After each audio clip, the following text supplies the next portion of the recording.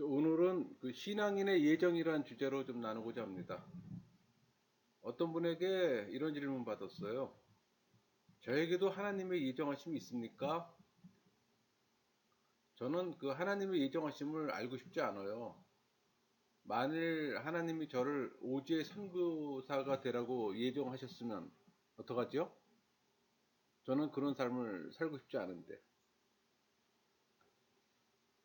하나님의 예정하심에 대한 사람들의 이해는 다양합니다. 이렇게 또 하나님의 예정과는 상관없이 그저 그렇게 살아가고 있는 그리스도인들이 우리 주변에 너무 많아요. 그러나 하나님께서는 우리가 태어나기도 전에 우리를 예정해 놓으셨어요. 그것을 알지 못하고 있다가 늦게 깨닫습니다. 그리고 또 삶의 방향을 틀어요. 그리고 또 간증합니다. 많은 사람이 그래요. 그래서 지금이라도 하나님이 예정하신 삶의 모습을 발견하고 또 그 뜻을 이루기 위해 노력해야 합니다. 하나님의 예정된 길에 놓여 있을 때 비로소 우리는 우리 삶을 또 빛을 발하고 또 존재 이유를 알게 됩니다. 안타까운 것은 하나님의 예정을 잘못 오해함으로 부정하는 게 문제예요. 하나님의 예정하신 길을 찾아가는 것은 하나의 과정입니다. 사도 바울은 하나님이 우리 에베소 1장 4절 5절 볼까요? 곧 창세전에 그리스도 안에서 우리를 택하사 우리로 사랑 안에서 그 앞에 거룩하고 흠이 없게 하시려고 그 기쁘신 뜻대로 우리를 예정하사 예수 그리스도로 말미암아 자기의 아들들이 되게 하셨으니라 이렇게 했어요.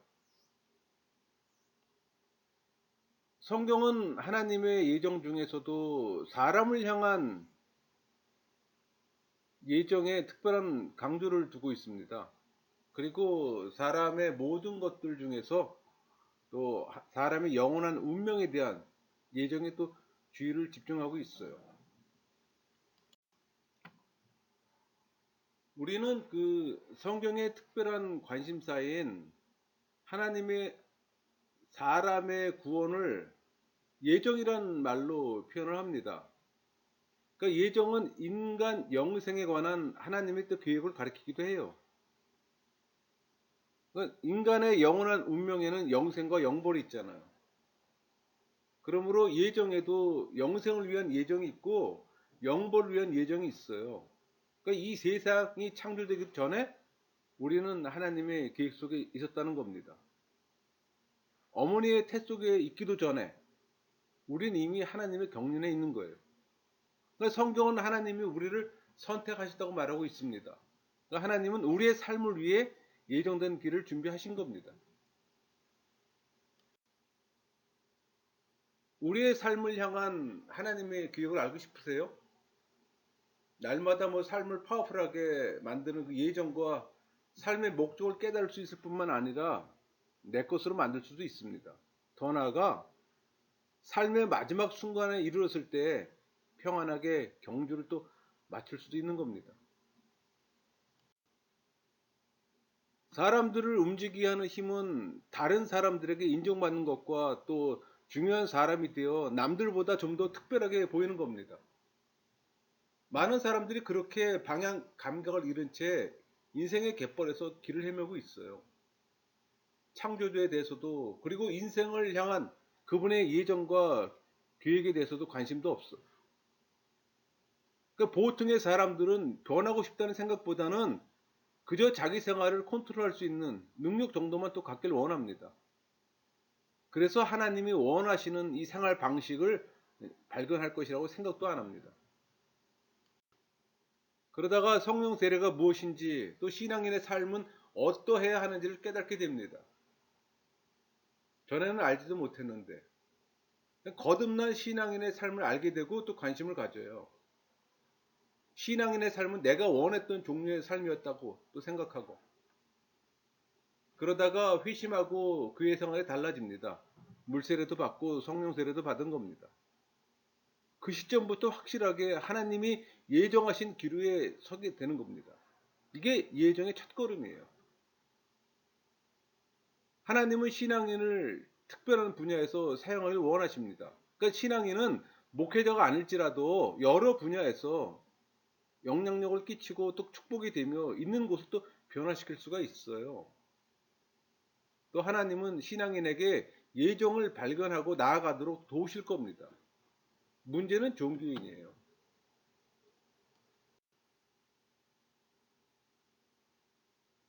어떻게 내 인생을 향한 하나님의 뜻을 알 수 있을까?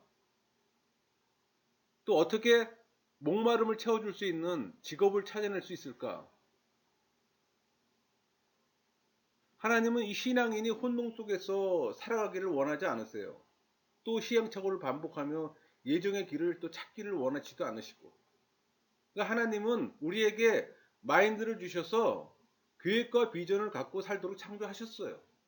따라서 우리가 하나님을 갈망한다면 하나님은 우리에게 분명히 그 길을 가르쳐 주실 겁니다. 우리 시편 37편 4절 볼까요? 또 여호와를 기뻐하라. 그가 내 마음의 소원을 내게 이루어 주시리로다. 이 구절을 통해 한 가지 사실을 알 수가 있습니다. 내가 하나님을 알고 섬기기를 즐거워한다면 하나님이 내 안에 소원함을 주세요. 이 소원함은 하나님이 주신 것뿐만 아니라 하나님이 예정하신 길을 찾는데, 발견하는데 반드시 필요한 부분입니다. 여러분, 말하기를 좋아해 가만히 앉아있지 못하는 아이는 나중에 타인의 삶을 변화시키는 스피커가 될 겁니다. 또 타인에게 무엇인가 지시하고 상황을 조절하기를 좋아하는 아이는 훗날 다른 사람들의 지도자가 될 겁니다. 우리의 열정을 자극할 수 있는 일이 분명히 있을 겁니다. 여러분, 업무들이 좀 더 효과적으로 이루어지길 원하세요? 또 의사 전달을 좀 더 잘할 수 있는 방법을 찾으세요? 또 여러분이 있는 장소의 한 부분에 변화가 되길 원하세요? 또 진리만이 가르쳐지기를 또 원하세요? 여러분의 영혼의 깊은 곳으로부터 이 갈망은 하나님이 예비하신 것을 깨닫는 단서가 될 겁니다. 여러분의 열정이 어디에 있는지 발견하세요. 그게 먼저입니다. 우리 창세기 1장 26절, 27절 보면은 삼위 하나님이 나옵니다. 또 하나님 형상이라는 말이 나와 이마고데이가 나옵니다. 그러니까 하나님은 하나님의 형상과 모습대로 우리를 창조하셨고 또 보시기에 그저 좋은 정도가 아니라 우리 31절 말씀처럼 심히 좋았더라는 이 말씀을 하셨어요. 그러나 시간의 흐름을 따라 세상의 또 다양한 이념과 생각들로 인해 우리가 누구며 또 어떻게 창조되었는지를 또 잊어버려요. 사실은 엄청나게 어처구니 없는 일이기도 한데 그거조차도 인식을 못합니다. 우리가 어떻게 생각하느냐에 따라 우리의 삶이 그 모습이 결정되는데 만약 여러분이 세속적으로 생각하면 정말로 그렇게 될 겁니다. 반면에 나는 하나님의 작품이고 모든 것은 하나님이 인도한다고 생각한다면 또 그 생각처럼 될 겁니다. 우리는 독특하며 유일한 사람이에요. 그러니까 하나님의 형상과 모습으로 지음 받았잖아요. 그러니까 우리는 어느 누구와도 다르고 어떤 누구와도 비교될 수 없는 존재입니다. 하나님은 우리를 비교하지 않고 우리 모습 그대로를 사랑하시잖아요. 우리 존재 그 자체로가 충분한 겁니다. 신앙인은 각자의 삶의 영역을 갖고 있습니다. 그래서 그 영역에 또 스타가 될 수 있는 거고. 그러니까 하나님은 우리 각자에게 자신의 영역에서 스타가 될 수 있도록 또 은사와 재능과 능력을 주셨어요. 우리 모두는 최고가 될 수 있습니다. 하나님은 우리를 그렇게 만드셨어요. 만약에 예정의 길을 벗어난다면 여러분들은 곧 실패할 겁니다. 왜? 하나님이 원하시는 길이 아니기 때문에.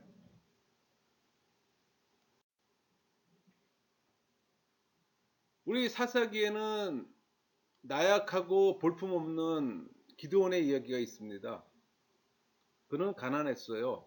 또 이스라엘은 그 당시 미디안 족속에 침략당하고 있었고 그런 상황에서 기드온은 그의 삶을 하나님께 맞추지 못하고 하나님의 예정은 아예 그의 안중에는 없었습니다. 그저 기드온의 관심은 하루 식량거리만 얻는 거였어요. 그래서 기드온은 그날 식사를 위해서 포도주 틀에서 숨어서 밀을 타작하고 있었잖아요. 원래 밀은 넓은 마당에 나와서 타작을 하는 거잖아요. 근데 숨어서 지금 하고 있는 겁니다. 그때 여호와 사자가 그에게 나타났습니다. 여호와의 사자가 그에게 뭐라고 얘기했습니까? 우리 사사기 6장 12절 볼까요? 여호와의 사자가 기드온에게 나타나 이르되 큰 용사여 여호와께서 너와 함께 계시도다 하며, 기드온은 단지 그날 먹을 빵을 준비하기 위해 숨어서 타작하고 있었습니다. 그게 우리의 모습일 수도 있어요. 우리는 그저 하루하루에 열심을 냅니다. 그러나 하나님은 우리에게 말씀하세요. 나는 네 삶을 위해 더 나은 것을 준비했다. 너는 방향을 틀어야 해. 내가 너를 위해 예정한 그 길로 가야 해. 우리 사사기 6장 14절 볼까요? 여호와께서 그를 향하여 이르시되 너는 가서 이 너의 힘으로 이스라엘을 미디안의 손에서 구원하라. 내가 너를 보낸 것이 아니냐 하시니라. 여호와의 사자가 이렇게 말씀하셨을 때 기드온은 6장 15절 보세요. 그러나 기드온이 그에게 대답하되 오 주여 내가 무엇으로 이스라엘을 구원하리이까? 보소서 나의 집은 므낫세 중에 극히 약하고 나는 내 아버지 집에서 가장 작은 자니이니다. 이렇게 대답합니다. 그렇지만 여호와 사자는 그에게 또 말합니다. 그 사자기 6장 16절 여호와께서 그에게 이르시되 내가 반드시 너와 함께 하리니 내가 미디안 사람 치기를 한 사람을 치듯 하리라 하시니라. 이런 과정을 통해 기드온의 사고방식은 전환됩니다. 그리고 그는 이스라엘 군대를 집결시켜서 또 미디안과 싸워 또 승리하고, 약하고 가난했으며 일어나 나아가기를 두려워했던 기드온이 이스라엘의 역사의 위대한 사사로 설 수 있었던 겁니다. 여러분, 기드온은 하나님이 예정하신 것을 성취한 겁니다. 그의 시작은 큰 용사여라고 들었을 때부터였어요. 우리에게 적용해 볼까요? 자신의 이미지를 바꾸세요. 또 자신을 바라보는 눈을 바꾸세요. 그리고 여러분에게 하시는 성령의 음성에 또 귀를 기울이세요. 큰 용사여, 너는 내 계획과 예정을 성취할 사람이다. 이런 음성을 들어야 되잖아. 그러니까 성령의 내적 음성으로 여러분이 무엇을 할 수 있다고 말씀하셨다면 그것을 믿고 나아가세요. 약속의 말씀이에요. 근데 많은 사람들이 성령의 내적 음성을 들어도 쉽게 잊어버립니다.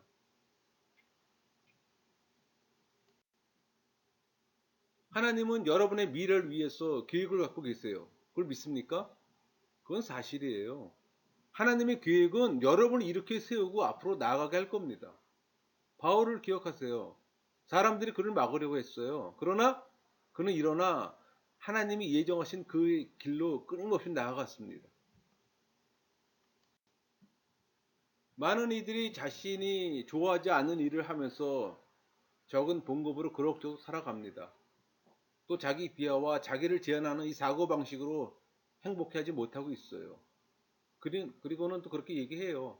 지금 내가 갖고 있는 것에 나는 만족해. 난 편한 것 같아. 나보다 못 사는 사람도 많은데 뭐. 그저 이럭저럭 살게 해주신 또 하나님을 찬양해.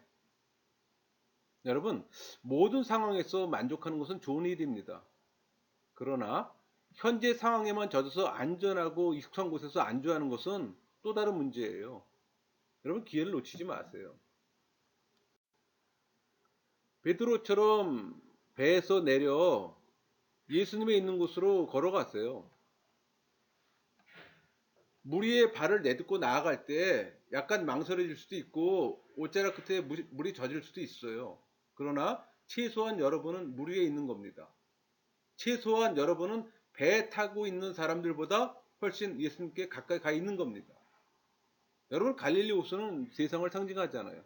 또 물고기 잡으면 구원을 상징하는 거고, 또 물에 빠지면 또 세상에 빨려 들어감을 또 상징해요. 만약에 하다가 실패하면 어떡합니까? 맞아요. 실패할 수 있어요. 적어도 몇 번은 실패할 겁니다. 그건 확실해요. 그것은 또 우리 인생의 한 부분이고, 여러분의 신앙은 완벽한가요? 신앙에 실패가 없었나요? 없었다면 완벽한 종교인이죠. 실패는 성장의 한 부분이기도 합니다. 그렇지만 실패는 오래가지 않아요. 만약 쓰러진 자리에서 그대로 머물러 있지만 않는다면 우리는 승리하기 위해서 실패해요. 그 표현은 참으로 좀 적절한 표현이기도 합니다. 우리 시편 23편 5절 볼까요? 주께서 내 원수의 목전에서 내게 상을 차려주시고 기름을 내 머리에 부으셨으니 내 잔이 넘치나이다. 하나님이 신앙인을 위해 원수의 목전에서 상을 차려주셨습니다. 그런 최고의 날이 여러분에게도 다가올 겁니다. 모든 것이 자신에게 불리하게 느껴지고 또 죄의 문제들과 어두움으로 둘러싸여 있다고 생각된다면 삶의 현장에서 죄의 도전들을 물리칠 때 성령은 여러분을 위해 영광스러운 또 잔치를 준비하실 겁니다. 여러분, 신앙인의 예정에는 몇 가지 요소가 있습니다. 그걸 좀 나눠보고자 합니다. 첫 번째가 비전이에요. 여러분, 비전은 미래와 나의 나아갈 길의 청사진입니다. 그 비전은 여러분이 무엇을 해야 하는지에 대한 그림을 보여줘요. 여러분이 만약에 사진을 찍을 때 이 초점을 맞추지 못하면 뿌옇게 식별하기가 어렵잖아요. 많은 사람들이 자신의 미래를 정확한 초점 없이 희미하게 바라보고 있습니다. 그러니까 인생을 목적 없이 방황하며 그저 행운이 오기나 바라거나 뭐 여행이나 먹거리로 삶의 즐거움을 또 생각합니다. 또 자랑까지 해요. 여러분 그리스도의 정체성을 확립하세요. 인생을 향한 비전으로 무엇을 할 것인가 정해졌다면 기록하세요. 혹시 바뀔까봐 두려워하지 마시고 그것은 충분히 또 바뀔 수가 있습니다. 또 두 번째가 훈련이겠죠. 많은 사람들은 삶에서 훈련하지 않는데 그것은 그들에게 삶의 목표가 없거나 예정하심에 대한 무관심에서 비롯된 겁니다. 여러분 예를 하나 들어볼까요? 그 외모에 신경 쓰지 않던 형제가 좋아하는 자매가 생기면 가장 멋지고 깔끔하게 변합니다. 엄마가 평소에는 그렇게 타일러도 듣지 않던 형제가 갑자기 자신을 그렇게 다듬기 시작한 이유는 뭘까요? 바로 자신에게 목적이 생겼기 때문입니다. 이 목적에는 훈련이 수반되고 또 우리 삶에 있어 더 좋은 것을 가져다 주는 강력한 힘이에요. 그러니까 신앙인에게는 이 사역의 목적이 있어야 합니다. 있다면 준비하세요. 자존감. 우리가 스스로를 신뢰하지 못할 때 우리는 우리 자신의 최대한의 능력을 발휘할 수가 없습니다. 상당수의 사회 문제들의 근간에는 이 가치체계 붕괴와 자존감의 결핍에 기인합니다.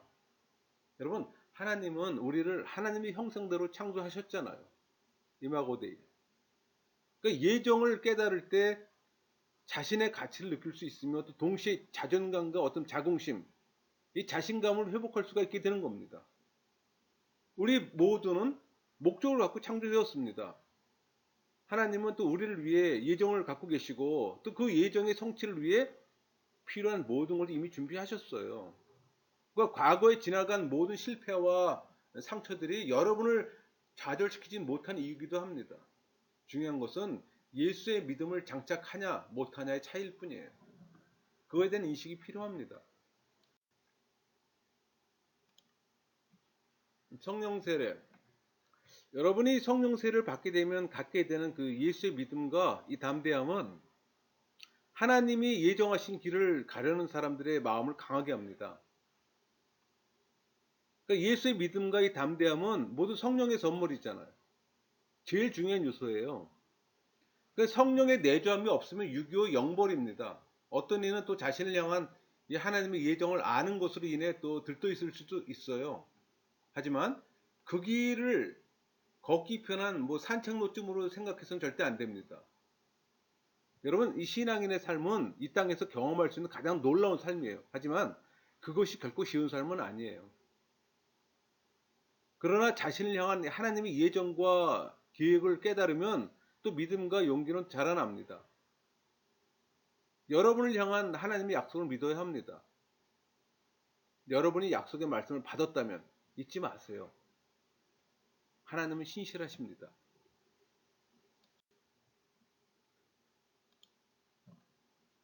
필요의 공급.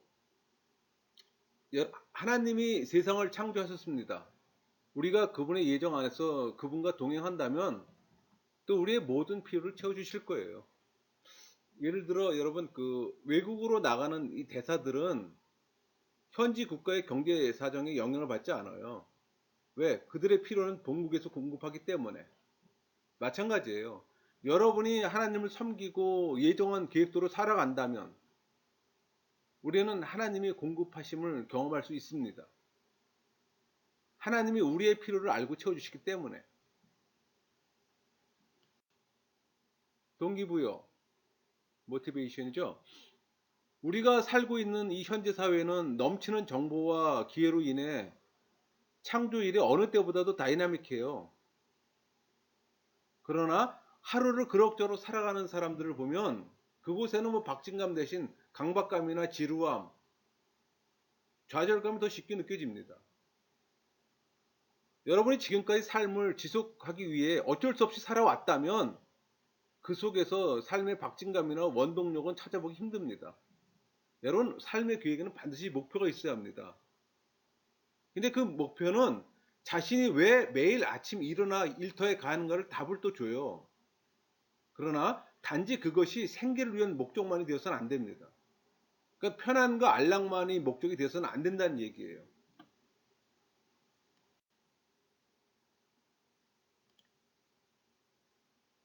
관계의 조성. 우리 그 사도행전 그 15장 36절에서 41절에 보면은 바울은 그 바나바와 1차 전도여행을 마쳤잖아요. 그리고 2차 전도여행을 기획합니다. 그때 이제 바나바는 마가 요한이라는 사람을 데리고 가기를 원했는데 바울이 거절했어요. 왜? 1차 전도 여행 중에서 마가 요한이 도중하체 했거든요. 그러니까 마가 요한으로 인해 또 두 사람은 심히 다투었고 결국 또 팀은 둘로 또 갈라집니다. 그래서 바울은 신라와 함께 가고 바나바는 마가 요한과 함께 구브로로 갑니다. 이 빨간 선이 구브로로 가는 선입니다. 안디옥에서. 이 시점부터 성경은 바나바에 대해서 더 이상 언급하지 않아요. 바울과 신라는 많은 교회를 세웠고 더 효과적인 사역을 했지만 바나바는 사도적인 사역에서는 더 이상 언급되지 않음을 우리는 볼 수가 있습니다. 이걸 보고서 우리는 바나바에게 있어서 인간 관계의 그 깨어짐은 바나바가 구브로로 가는 결과를 초래합니다. 또 그의 사도적 사역은 바울과 갈라질 때 그의 사역도 성경에서 끝이 나고 반면에 후에 그 사도 바울은 신약 성경 3분의 2를 기록하잖아요. 또 그가 열방에 미친 영향은 컸고 그렇지만 바나바의 이름은 그 이후로 성경에서 찾아볼 수가 없습니다. 그것이 바나바의 예정의 길이에요. 여기서 우리는 이 사도 바울의 예정하심을 온전히 이루도록 필요한 사람, 그러니까 신라를 새로운 관계로 제공하시는 하나님을 볼 수가 있습니다. 그러니까 하나님은 우리의 삶 속에서 예정을 또 깨닫도록 하세요. 여러분 신앙인이 예정 안에 있게 되면 마치 자석과도 같이 필요한 사람들을 끌어들이는 힘이 우리에게 생깁니다. 그러니까 하나님의 콜링 안에서 우리의 힘을 돕기 위해 사람들이 나오게 되는 거예요. 여러분 예정을 인식하지 못하게 하는 방해하는 요소들이 있어요. 첫 번째가 사단이 될 겁니다. 그러니까 사탄의 공격 통로는 우리 영혼이 있잖아요. 그러니까 우리 영혼 속에 좌절과 두려움, 혼란과 거짓된 생각들을 집어넣어요.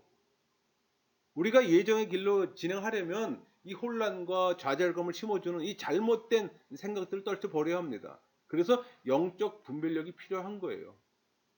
여러분 영적 분별력은 은사이면서 또 경험에서 오는 훈련의 산물이기도 합니다. 늘 영적으로 깨어 있어야 되는 거예요.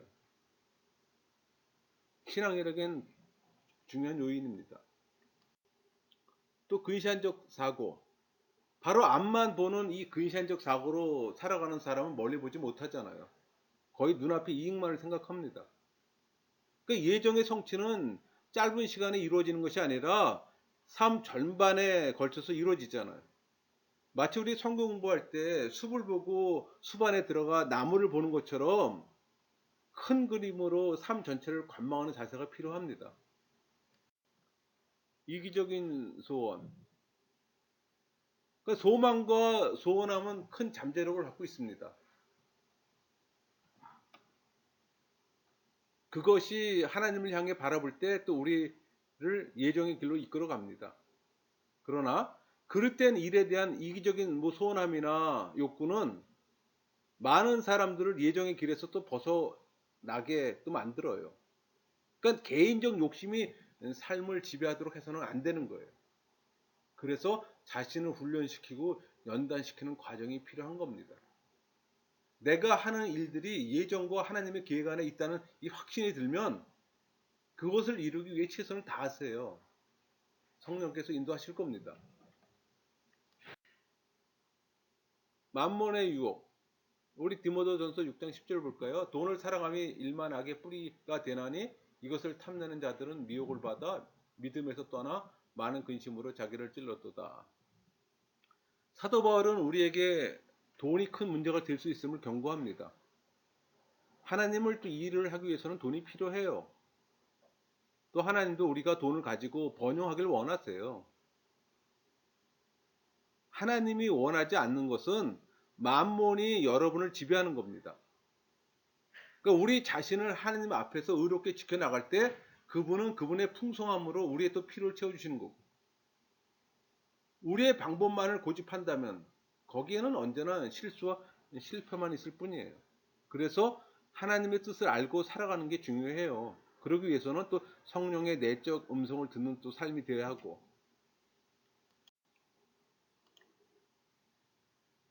압박감.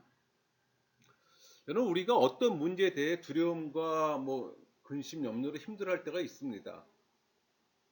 때로는 경제적인 문제와 일터에서의 문제들, 그리고 또 원만하지 못한 인간 관계를 고민할 때 또 우리의 문제들은 점점 더 커지게 돼요.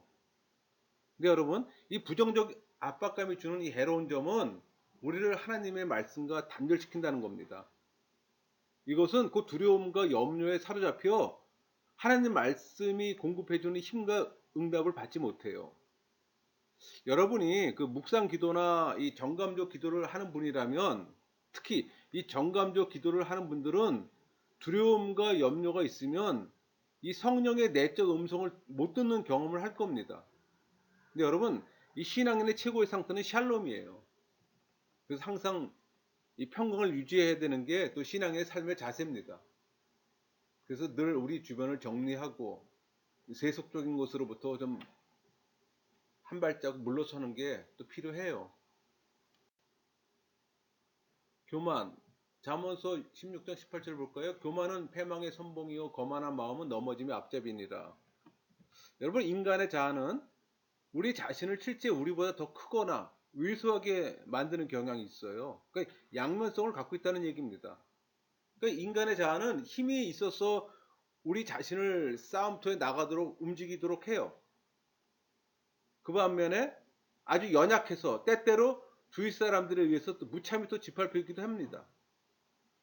그래서 자아나 이 자존심이 여러분의 결정과 행동을 지배하게서는 안 되는 거예요. 교만의 감정을 알아채고 자기 중심적인 동기를 미리 깨달아서 그것을 또 중단하는 법을 배울 필요가 있어요. 다시 말해서 자아나 이 자존심이 여러분을 조종하지 못하도록 해야 합니다. 그러나 모든 불신자나 종교인은 거의 다 자기 자아로부터 조종당해요. 왜? 성령의 도움이 없기 때문에. 인간의 교만을 다스리는 것은 성령뿐이에요. 그 수단은 은혜고. 그래서 늘 은혜 안에 거하는 삶을 살아야 되는 이유가 바로 그겁니다. 그렇지 않으면 그 어떤 사람도 이 교만에서 자유롭지 못해요. 두려움. 여러분, 두려움에 세 종류가 있어요. 변화에 대한 두려움, 실패에 대한 두려움, 성공에 대한 두려움. 이 변화에 대한 두려움은 보통 사람들은 변하는 것을 원하지 않잖아요. 실패에 대한 두려움. 이 두려움은 사람들을 마비시켜요. 사람들로 하여금 필요 이상으로 세심하고 조심하게 만듭니다. 이 성공에 대한 두려움. 성공에 대한 두려움이 어딨냐고 말하는 사람이 있을 수 있지만 좀 인식하기 어렵지만 실패에 대한 두려움과 비슷한 피해를 가져옵니다.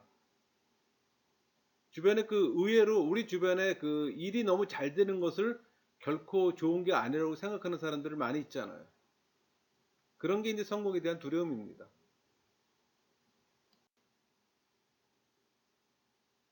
여러분 아브라함의 아버지 데라가 아브라함을 포함한 가족들을 데리고 우르를 떠나잖아요.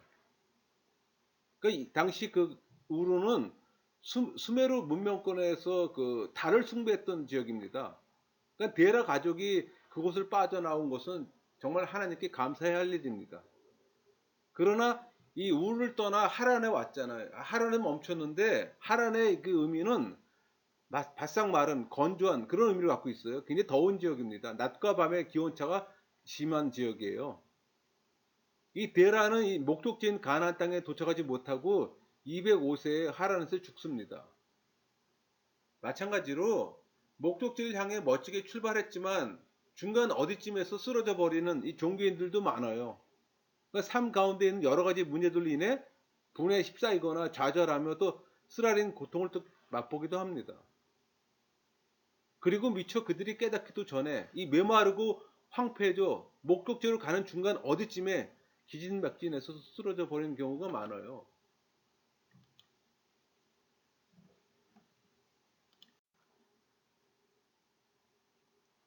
아브라함은 그런 아버지의 모습을 보면서 성장했어요. 예정의 목적지인 약속의 땅을 향해 나아갑니다. 뭐 전통이나 친척 그리고 유교적인 것들로 그가 하나님의 뜻에 따라 행하는 것을 막지 못했어요. 아브라함이 하란을 떠나면서 그의 아버지의 전철을 박차고 나왔지만 한 가지 실수를 합니다. 창세기 10장 1절 볼까요? 여호와께서 아브라함에게 이르시되 너는 너의 고향과 친척과 아버지의 집을 떠나 내가 네게 보여줄 땅으로 가라. 하나님이 이전에 벌써 아브라함에게 본토 친척 아비 집을 떠나라고 말씀하셨습니다. 그러나 아브라함은 한 가지 짐을 더 가져가기로 결정했어요. 그것은 바로 그의 조카 롯입니다. 롯은 하나님을 믿었지만 예정의 길을 가는 것에는 별로 관심이 없었어요. 그는 자기 중심적이며 또 아브라함과는 생각이 달랐는데 또 얼마 못 가서 그들 사이에 문제가 드러납니다. 여러분 인간관계를 경계하세요. 인간관계는 하나님의 길을 행하려는 자에게 커다란 영향을 미칠 수가 있어요. 부적당한 사람과 동행하지 마세요. 이미 그런 사람과 함께 하고 있다면 빨리 헤어지세요. 동행의 시간이 마이너스라면. 말처럼 쉽지는 않습니다. 그래서 분별력이 필요하고 또 결단력이 필요해요. 그래서 성령의 도움을 받는 겁니다. 이것은 말처럼 쉬운 일은 아니지만 예정의 길로 다시 올라서게 하는데 필수적입니다. 그래서 신앙생활의 핵심이 성령의 내주함이고 또 예수의 믿음을 장착하는 거예요. 또 믿음은 그 모든 것들의 도구요 통로이기 때문에 우리가 성경을 통해 아브라함에 대해 알 수 있는 한 가지는 그가 성공하고 부유한 사람이라는 겁니다. 우리 창세기 13장 2절 보면 아브라함에게 가축과 은과 금이 풍부하였더라. 사실 아브라함은 하란에 있을 때도 어느 정도 재산이 있었지만 또 애굽에 갔다 오면서 많은 금과 은이 또 생겼잖아요. 그리고 14장 14절 보세요. 아브라함이 그의 조카 사로잡혔음을 듣고 집에서 길리고 훈련된 자 318명을 거느리고 단까지 쫓아갔어. 이걸 보면은 그가 하나님과 동행했을 때 하나님은 그에게 가축과 은과 금으로 복을 주셨습니다. 또 그에게는 최소한 380명 이상의 훈련된 자가 있었잖아요. 그렇다면 그에게는 그의 장막과 들판에는 거의 1000여 명이 되는 사람들이 있었다는 걸 짐작할 수가 있어요. 여러분 아브라함의 삶에서 하나님은 우선순위 0번이었습니다. 그러니까 하나님은 가정과 직장, 여가 생활의 어느 한 부분에 있는 분이 아니에요. 그는 하나님을 지극히 높으신 분으로 섬겼고 그의 삶에서 그분보다 더 높은 것은 없었습니다. 아브라함은 그 모든 것의 원천이 어디로부터인지를 알고 있었어요. 지혜로운 거죠. 그의 양들, 양들이 먹는 풀, 뛰노는 들판, 먹는 물, 이 모든 것이 하나님으로부터 오는 것임을 알고 있었던 겁니다. 그 하나님이 아직도 하늘과 땅의 창조주요 섭리주예요. 우리 모두는 청지기일 뿐입니다. 우리가 소유하고 있는 것이 아니며 죽을 때까지 가져갈 수 있는 것도 아니라는 사실, 그걸 깨달아야 되는 거예요. 그 사실을 인식하면 여러분 물질에 목숨 걸지 않습니다. 그걸 모르기 때문에 세속에 빠지고 물질에 목숨 거는 거예요. 종교인의 모습이죠. 여러분 예정의 길을 가기 위해서 여러분이 가진 모든 은사와 재능, 지식과 인간관계, 그리고 영적인 것들을 토대로 목표를 정하세요. 그리고 삶의 계획을 수립하고 또 상황을 점검하세요. 현재의 상황을 직시하고 또 믿음 안에서 결단 내리세요. 또 세부적인 계획을 세우고 또 계획대로 진행되지 않았을 경우에도 계획을 또 세우세요. 여러분 그러나 목표나 상황이 변하면 또 계획도 변합니다. 수정돼야 합니다. 그런 다음 신앙인들과 함께 행하세요. 여러분들이 누구와 함께 하느냐에 따라 여러분의 삶이 달라질 겁니다. 여러분들이 세속의 사람들과 어울리게 되면 그 세속의 사람처럼 살아가는 거고, 여러분의 주변에 종교인들이 많으면 종교인처럼 살아가는 거고, 여러분 주변에 신앙인이 많으면 신앙인처럼 살아가는 거예요. 사람은 그렇게 변하는 거잖아요. 또 환경의 지배를 받고, 그게 사람의 모습이잖아요. 여러분 하나님의 일은 결코 순식간에 이루어지지 않습니다. 하나님의 나라는 하나님의 섭리대로 천천히 자라나는 씨앗과도 같아요. 그러니까 여러분이 하나님의 예정 안에서 추구하는 계획들도 마찬가지입니다. 너무 빨리 싹이 트고 자라나는 식물은 되게 가늘고 약해서 이 강한 바람에 약합니다. 살아남기 힘들어요. 여러분 예정은 신앙인의 인생을 통해 점점 자라고 확장될 겁니다. 우리 마가복음 4장 28절 볼까요? 땅이 스스로 열매를 맺되 처음에는 싹이요 다음에는 이삭이요 그 다음에는 이삭에 충실한 곡식이라. 여러분 말씀을 보고 들을 때 성령은 여러분의 예정을 더 명확하게 보여주실 겁니다. 영혼에 내주하시는 성령께서 여러분의 지성을 말씀으로 조명하시기 때문에 가능한 거예요. 영적 안테나와 삶의 초점을 성령께 맞출 때 성부 하나님의 예정하심은 또 밝게 드러납니다. 그러니까 여러분의 인생을 통해 성취를 가져올 겁니다. 여러분이 신앙인이라면 여러분의 관심을 하나님께 맞추세요. 세미한 음성도 들을 수 있도록 민감하세요. 그때 하나님의 예정을 이해하게 될 겁니다. 마치겠습니다.